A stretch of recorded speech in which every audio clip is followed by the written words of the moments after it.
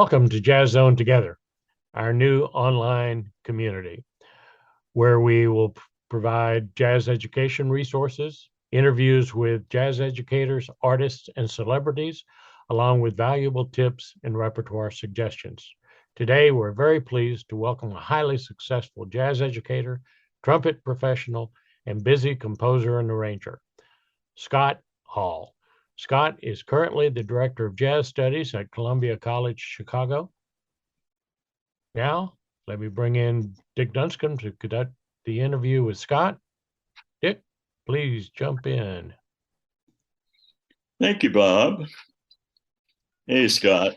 Morning. It's so wonderful to see you, my friend. Welcome to the program. So we always try to begin with a description of your growing up and what led you to focus on your career in music. So give us a little bit of a background on that.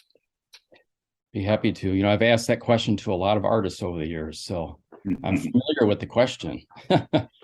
So I was in a musical family when I was young because my two older brothers played guitar, and my mom played guitar and initially was their teacher. And around the age of 6 or 7, I thought I wanted to play the guitar like them. But being left-handed, it never really worked out to me because the guitars were not left-handed in the house. And so finally, when 4th grade came around and it was time for me to pick an instrument, at that time I thought I wanted to be a drummer. But the whole family said, "No, please, don't be a drummer." And it was my mom's suggestion to consider the trumpet because my mom and dad went on a trip to Mexico for my dad's work, and she heard the mariachi bands playing there. She's like, "Oh, I just love the sound of the trumpet."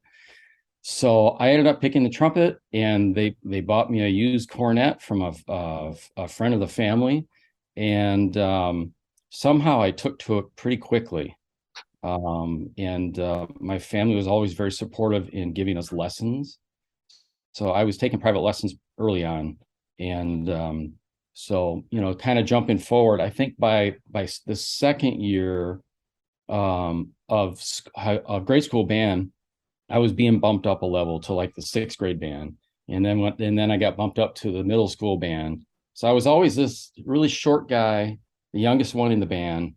And that kind of established my life going forward for a couple decades. I was always the youngest person in the band. And so I learned so much from all of the people that had preceded me and were already doing what I wanted to do.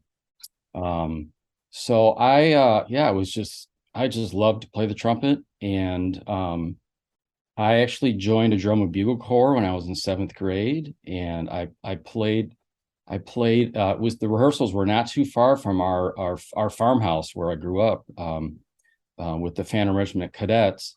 And I did that for 2 years. And then at a very young age, decided to what they call move up to the big corps. And so I was once again the youngest, shortest person in this mostly college age drum and bugle corps. And I did that for a year. We had our final performance at the Orange Bowl in Miami. And that summer ended and the new season was going to begin. And I made the decision to stop doing that because next summer, I wanted to go to summer music camps. And so I finished my 3 years at a very young age with drum corps. And from that point on, I just really focused on my classical trumpet playing. I had a teacher in middle school who gave me my first improv lessons. His name's Doug Nicholson, who I recently got reacquainted with because he's been living in Decatur of all places, right? For many years. And so I credit Doug for the one who would once a week pull me out of the math class and give me improv lessons at the piano. And in high school, I started working professionally very young, even before I had my driver's license. So my parents would drive me to the church gigs, that I would get. And as soon as I had my license, I was out of there. I was going to Monday night rehearsals with a semi-professional big band in Rockford. And I was starting to get gigs, $35 gigs on a Saturday night. And I started playing in the Beloit Janesville Symphony Orchestra. Once again, the youngest person there. And when I auditioned for that job, the conductor was Crawford Gates, and he was also the conductor of the Rockford Symphony at the time. And he said, "Why do you think you should be in the Beloit Janesville Symphony Orchestra?" And I said, "I don't know. I like to play." And so he must have thought I was qualified because I started playing those concerts. And so I was mainly a orchestral classical trumpet player who had a little bit of jazz experience from school band, but I never really started truly studying jazz till I got to college. So I chose to go to Northern Illinois University. I was always very attracted by Ron Modell's NIU Jazz Ensemble because I'd go to their concerts. I had cousins who owned their albums, the vinyl LPs, and would listen to those anytime I would visit family. And so I moved to DeKalb. I lived there for 5 years, and it was such a great experience for me. Once again, I was working professionally as a freshman in college, starting to drive into Chicago to play whatever people would call me for. And I maintained my work in Rockford during my undergraduate years. And it was when I was in college is when I started arranging. And so my first teacher was Antonio Garcia, who we all know. He was my first arranging teacher and got me started with thinking about what's involved in doing that. And I had built up a portfolio of music when I was an undergrad that I submitted for graduate school at DePaul University. And with the combination of my trumpet skills and my writing skills, I ended up studying jazz composition at DePaul. And so by that time I was embedded in Chicago, and I've never left Chicago. And I've been working ever since. So it kind of gives you an idea like where I come from when I was little up to the college years. Yeah, that's a great story. By the way, you're still the youngest one in this group. There we go. I don't know. Someday I don't think that'll be the case, but Well, now you're on the other side of the story. Mhm. You're beginning to teach. And it was my pleasure to work with you at Columbia College during my 11 years there. Give us an idea about that program, how it started, and the development of it in some detail. Sure. So I let's think back here. This is around 1995, and I was teaching at 3 different high schools. I was teaching trumpet lessons. I was teaching jazz bands. I was writing marching band shows, arrangements. I was a brass instructor. I was doing everything I could possibly do at these high schools as an adjunct part-time. So it was basically full-time work, but at 3 different schools. And so I was freelancing in Chicago as a writer and as a trumpet player. And I met Orbert Davis very early on when I moved to Chicago, and he and I were on a jingle session together sometime in the spring of 1998. And he said that he was going to be resigning his position from Columbia College, and he said, "Would you be interested in teaching at Columbia?" So I had already been working in the Chicago Jazz Ensemble with Orbert and Bill Russo at the time, and I was not looking for a college teaching job. That wasn't really something that I was planning to do. But I met with Bill. We had a talk about it, and I said yes. So my charge from Bill Russo at the time was to basically take the template we had in the curriculum for a jazz studies program and actually develop it. Because when I started at Columbia, there was 1 student declared as a jazz major. It was a bass student. And so I had already been teaching and directing a group called the Chicago Youth Jazz Ensemble, which was a high school group of students from the Chicago area that would come and rehearse with me on Saturdays. And that became my biggest recruiting tool at the time. So many of the students that were playing in that group, they would go off to other schools, but many of them would come to Columbia. And within the first year or so of my work with Bill Russo, we created a full-size big band. with the help of scholarship money, and things really started to take off. So I worked with Bill very closely in those early years at Columbia, and I just kept on saying, "Hey, I want to do this, I want to do that," and he would say, "Okay, go ahead and make this happen." So I did, and his untimely death, it kind of caught us all by surprise because we didn't really have a plan without him. So we had an interim period at Columbia, and then after that interim period is when you came in. So the program was established. We had a big band. We had a couple jazz combos, but it hadn't really developed beyond that. So I think the biggest thing that changed that we did is we created the Friday Jazz Forums. And the reason that worked so well is because I had a really good relationship with Joe Siegel, and they were relocating the Jazz Showcase from the Grand Avenue Club to the club where it is now over here in our South Loop campus. And I asked Joe, I said, would it be possible to communicate through you, the artists that you're having come in every week, because they were staying at the hotel. It's right across the view here from my office, right? So whoever it would be, the biggest names in the business, the Cedar Waltons, right? The biggest names, the Christian McBrides, they would be staying at this hotel. They'd be playing at the club Thursday through Sunday, and we would invite them in on a Friday afternoon to spend 1 or 2 hours with our students. And that happened almost every week throughout both semesters. And that went on for about 8 years at the school. It just created a community that we didn't have before, because in those days, prior to that, Columbia was kind of a commuter school, and students would come and go. But when we created that Friday afternoon experience, we built this community, and everything just started to blossom. I guess my philosophy about teaching jazz is that everything we do is ear training. Everything we do, whether it's you're taking lessons, you're in an ensemble, you're in an arranging class, everything is about training your ears so that you can eventually, the things that you're hearing and feeling inside you can come out through your instrument. And you have to make that connection with your ears, your intellect, and the mechanics of your instrument. And that's worked really well for me over the years. And so much that we have redesigned our entire curriculum in our department, so that all of our students, 100% of our students, are being taught in this manner through all of our foundations courses.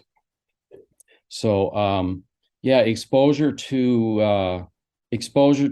the greatest professionals, getting to meet these people, getting these people to know your first name, getting the kids excited so that they want to be a part of something, and then you just keep them really, really busy playing. Performing in front of people, right? So then a few years down the road, the next thing that I was ready to do was to instead of just playing at the Jazz Showcase once a year, we finished a performance at Joe Siegel's Jazz Showcase in May at the end of our Manifest celebration. And I said, Joe, I think I'm ready for the band to come in here for a week. What would you think about that? And we would come in here with a guest artist. And he was like, yeah, I like what you've been doing.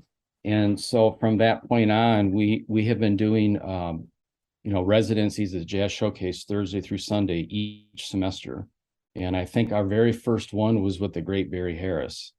And so numerous artists that have come through our program. So we continue to do that. And what's interesting about that is on Thursday night, the performances, we do 2 shows each night. Thursday night can be a little shaky, right? Because we're still working on all this incredible music. But by Friday night, I don't know, something just clicks. And I think it's having that interaction with the audience and having to negotiate through this music with the guest artist, that the students just learn that, okay, sink or swim, and they figure it out. And by Friday, it's amazing to see the change from Thursday to Friday. And then by the end of Sunday, it's like, okay, we're ready to go on the road. And that's the other big thing that has been successful for us here. Scott, there's one more thing that I'd like to have you talk about, and that's the development with Gary Yerkins of the program in a new direction. And Columbia's always been a trendsetter, Right. but this one has really taken off. Yeah. So this is, as I learned from you, curriculum changes at the college level. They move at glacier speeds, and so I have been proposing all kinds of things over the years that I'm starting to see them come through. And my colleagues, Gary Yerkins being one, because we work very closely together, we have finally figured out a way to make sure that our students are getting the kind of experiences that we both have envisioned. So for many years, we've had we've called the CUP program, Contemporary Urban and Popular Music Program. And at the time, it was the first of its kind, especially in the Midwest. There was nobody really doing what we were trying to do, which was take these singer-songwriters, musicians who don't come from your traditional band or choir experiences, and give them a college music education that's going to elevate them and make it possible for them to be a professional musician. So for many years, that program has been very successful, and we see our students going off doing great things, winning Grammys. And the jazz program has sort of been kind of in a different direction, and some of the students would overlap. But now the big change that we have made is that it's partly just a name change. We removed the word urban and we replaced it with jazz. So now our department is contemporary jazz and popular music. And the goal here is to focus on our students that are coming into us, because we meet our students where they are at now, where they are in their moment. And all of our students are coming from different experiences. So we bring them in, and ultimately we want them to have this contemporary approach to learning how to be a musician that has a jazz foundation to establish that. So that, once again, it's all ear training. We need for our students to be able to hear and understand what they're doing.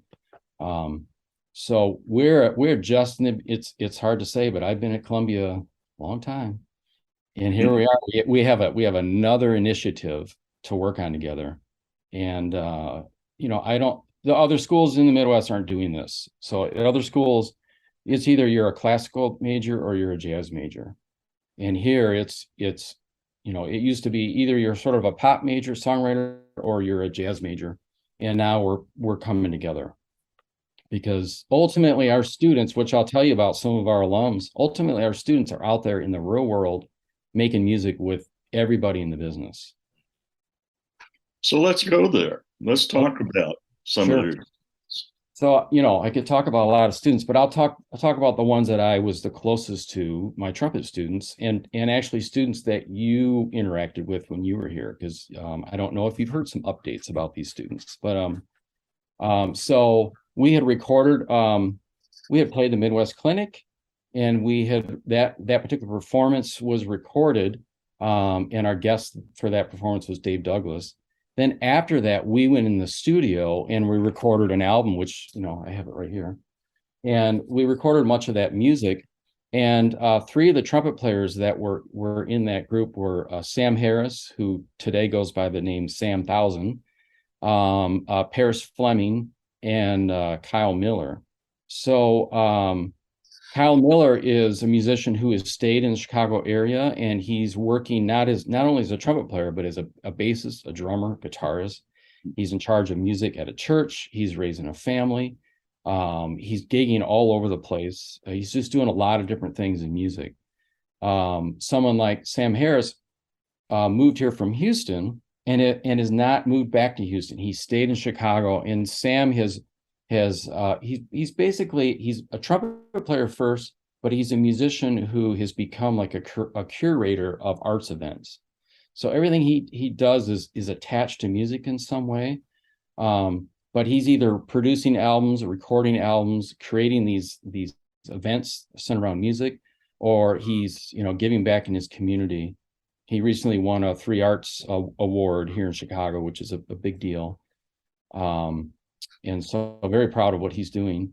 And then Paris Fleming, who moved to Chicago from Springfield, Illinois, he when he graduated, he moved to Denver eventually, and he was playing in a touring band called the Motet. It's the kind of group that plays amphitheaters, right? So it's a popular group, but there's improvisation in the group as well. And then this last year, he has been on tour with Harry Styles. Oh, wow. He is the horn arranger and the lead horn player, trumpet player in the four horn section for Harry Styles. And so he's been on all those big gigs, the Madison Square Garden, where they play the most consecutive nights of any artist ever at Madison Square Garden. And that career that he has right now with Harry Styles is going to lead to all kinds of things. And it's so cool for me because I'm a trumpet player and a writer that he's writing the horn arrangements for that band and he's playing trumpet. So then the other one I want to mention who came after this particular era was Andre Rice. So Andre Rice is my age, a little older, but I won't say how much older, but a little older. And Andre was on the road with the Count Basie Orchestra for many years, but he had never finished his degree. And so he took some time away from touring and he moved back to Chicago from New Orleans and finished his degree here at Columbia, which set him up to get his master's. He got his master's a few years later. And now he's director of jazz studies at Kathleen University in South Carolina and touring with the Count Basie Orchestra. So you can imagine how I feel about all these folks. It makes somebody wonder about what is the magic at Columbia College. I'm sure that a lot of the people watching this will become interested in pursuing information from you, Scott. I hope so. We'll include that in the trailer. Now, let's shift a little bit and talk about your composition arranging gigs and share with us some of those that you've done. Okay, so like I said, I started arranging music in undergraduate and decided that I wanted that to be a big focus of mine going forward. And so when I started studying at DePaul in grad school, my first teacher was Paul McKee. And Paul McKee was, lived in Chicago at the time. He's a trombone player. And he was playing every Wednesday night at the Green Mill with the Brad Good Quintet. And I was there every Wednesday night. I love Paul. And he was able to, within one term of studying with him, find all the flaws in my understanding of harmony, voicings, and all those kinds of things. And I wrote an arrangement of Giant Steps. And Bob Lark, who's the director at DePaul for many, many years, Bob Lark submitted that recording of ours of my arrangement for Giant Steps to Downbeat, and it won the Downbeat Award that year, right? So this came out of nowhere. This is not something I was trying to do, but I tell you what, it really made a difference in my confidence level. And it was at that point, okay, I think I'm doing the right thing. I'm going to keep writing. So I was accepting all kinds of writing gigs, and most of the writing gigs that were coming to me in my early 20s were, hey, can you write this arrangement of this thing? We want it to sound like the record, but it's for this instrumentation. And so a lot of my work was transcribing from the recording, using my ears, transcribing the recording, getting it in a format where I can use it to then orchestrate it for the instrumentation of whatever the group may be. And I did that for a long time, number of years. And, it led to me having, some experience. My reputation was coming around, and I was working with Chicago Jazz Ensemble at the time, and I get a call from Ramsey Lewis. Ramsey was scheduled to be a guest with us at Ravinia later that year, and he needed somebody to arrange a couple of his pieces for that performance. And it was only small group pieces, but I decided to say yes, of course, I'd love to do that. I always tell my students, prepare yourself to say yes. And I was ready to say yes to that, even though it was just the great Ramsey Lewis. And we hit it off. I don't know what it was at first, but we hit it off. I would go to his home, and we would sit at the piano and we talk about music. And he was like, "Have you ever written for this kind of group or that kind of a group?" And I said, "Yeah, I have done that." And he's like, "Would you be interested?" Okay. So in the beginning, I was doing smaller arrangement jobs for him. But the first big one that I did was Proclamation of Hope, and that was for the Abraham Lincoln celebration that year. I think it was 2008. I think 2008. And so he was composer, I was his arranger. So I was his Billy Strayhorn to Duke Ellington, right? Or I was his Gil Evans to Miles Davis. It was that kind of a relationship. So he was never really a composer most of his life. And here I was an arranger with a lot of different skill sets. And I think because we came to the table with things that we could help each other with, that's what made it so successful. So we worked on Proclamation of Hope together. We created a group of about 23 instruments, plus voice, and kind of like a Gil Evans orchestra, but not exactly. And we premiered it at Ravinia, and then we took it to Washington D.C. and played it at the Kennedy Center, where it was filmed for a PBS special and a DVD. So that was extremely successful. And then a couple years later, Wells Kaufman asked Ramsey about possibly doing a concerto with the Chicago Symphony. And so he and I started talking about this, and it took a little while to get the green light for this to happen.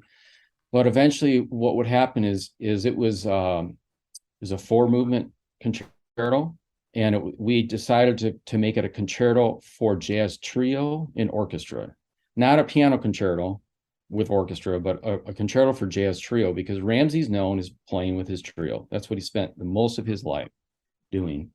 And so Ramsey would compose, he would go to the piano, and he would just, whatever was coming to him, and he would start playing, and he would start writing things down. And then he would give me his manuscript, and I'd get an email from his wife. His wife would email me the manuscript. She would, arrange all that.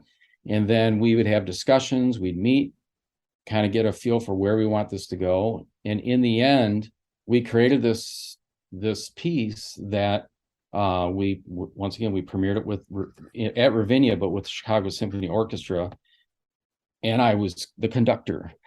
So once again, I wasn't necessarily the youngest person in that band, but maybe, but I certainly never thought I would be conducting the Chicago Symphony. But it goes to show you what a career in writing music can lead to. So anyways, that was also very successful. We had hoped to tour that with orchestras, and it just never happened. It was performed again by the Peoria Symphony, but it was really hard to book. It was expensive to book, and it didn't happen.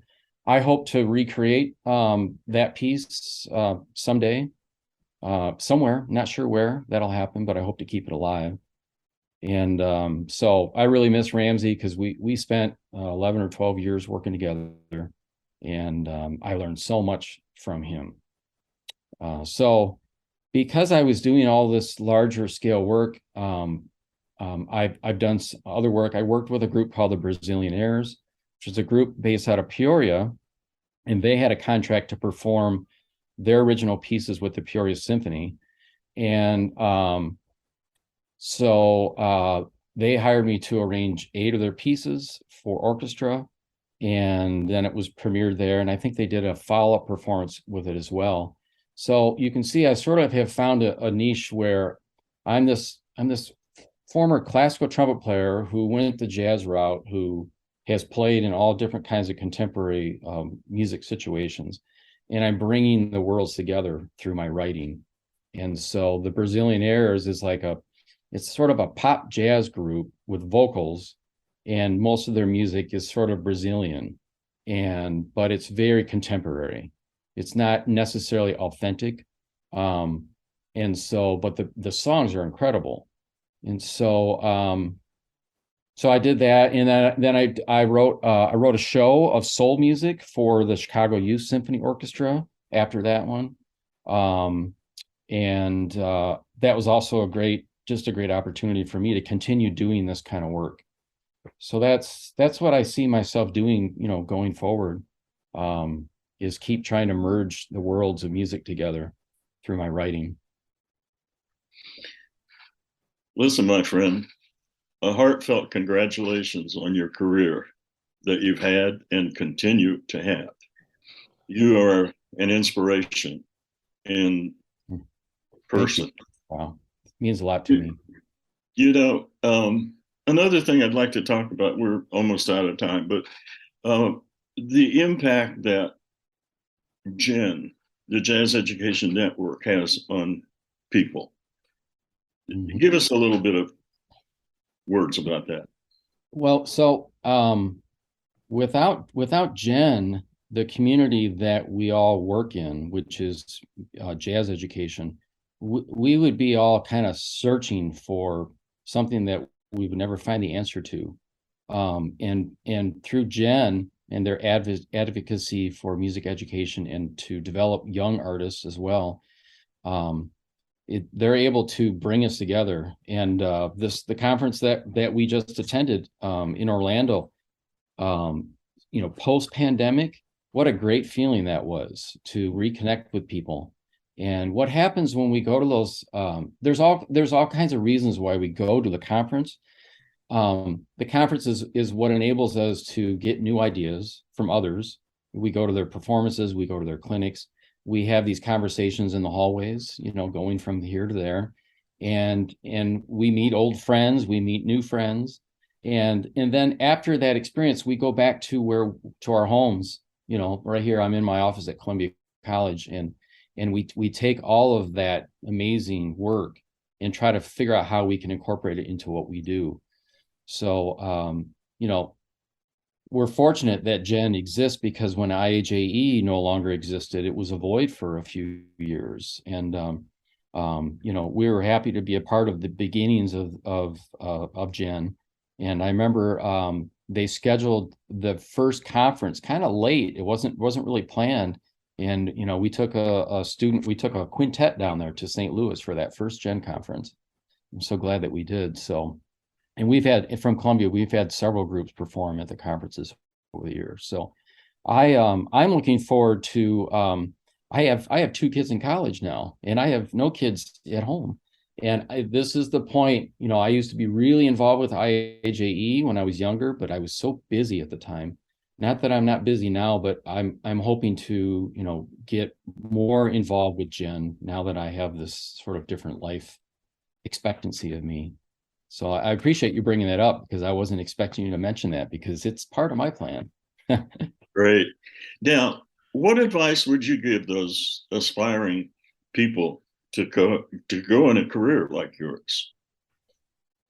Well, I think that for me, it was all based on passion for music. I don't feel like I had a choice. I was just doing what I do. And I never wanted to, work this kind of job or work that kind of job. I wanted to live the life of an improviser. I wanted to be creative. And I feel like everything that I do in my life has this creative aspect to it. So I think for students who find themselves cannot live without music, then while you're young, you need to put everything you have into it. Even at the college level, don't be afraid to go to college and study music, because people are telling you, oh, it's not a very stable environment to establish a career. I don't agree. I think being a musician, to be a successful musician, you have to be versatile. You have to do a lot of different things in this business. And if you only do one thing, you're going to be limited in what you do. If you can be more diverse in what you can contribute, then you're going to be successful. You're going to earn a living. You're going to be able to raise a family. So at the young age, you have to show up. You have to be on time. You have to be nice to people. You have to put the hard work in. Musicians spend a lot of time in isolation, And if you're not good at that, it's going to be hard for you to be a musician. You have to spend time by yourself practicing so that you're preparing yourself to, contribute to whatever you're doing with the people out there making music. So that's how I feel about that. All right, my friend. This has been fabulous. I've been looking forward to this for a long time. And as a tribute to Columbia College and its innovation, it wouldn't be there without you and your input. So keep doing it, man. And God bless you. Thank you so much, Dick. Appreciate the time with you. Scott, thank you so much for giving us the time today. I know our viewers will be enlightened with what you've presented. Thank you so much. To our viewers, thanks for watching. We hope you gained some valuable insights from the interview. Please view other interviews in the series to learn more about the interviewees and their contributions to music education. Thanks for watching.